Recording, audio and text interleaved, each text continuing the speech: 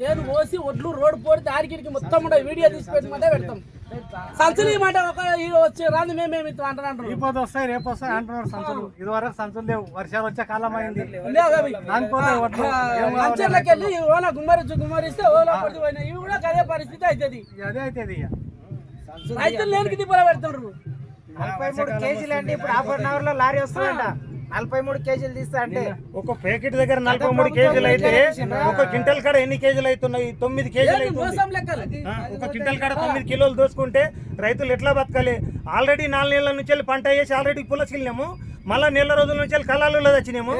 ఇప్పుడు 15 రోజులు అయింది సంచులు వేసి ఇంతవరకు పోతలేవు సంచులు. దయచేసి ఇక్కడ కలెక్టర్ని పోలేపల్లి అక్కింపేట మధ్యలో చౌరస్తాల ఎల్లవ గుడి దగ్గర కలెక్టర్ని ఇక్కడ రప్పించి ఈ లారీలను తోలిచి వడ్లని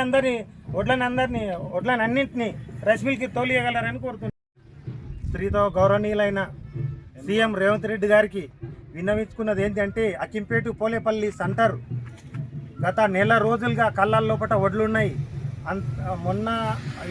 గత నెల రోజుల నుంచి తలుగుతుంటే ఈ మొన్న 15 దినాల కింద సంచులు ఇచ్చిండ్రు. ఇప్పటికి ఇడికి తెచ్చి కూడా 10 రోజులు అవుతుంది, ఇంతవరకు ఒక లారీ రావడం లేదు. అలాగే ఇట్లా తూకం కూడా 43 కిలోలు పెడితే తీసుకుంటాం, లేకపోతే తీసుకోమంటారు అంటున్నారు. ఇప్పుడు డిఎంఓ వారు కూడా 43 కిలోలు అయితే తీసుకుంటాం, లేకపోతే లేదు తీసుకోము, నిన్ను సంచులు ఎవరు ఇవ్వమని అని కూడా ఆయన కాంట్రాక్టర్ని కూడా అంటున్నాడు అట డిఎంఓ.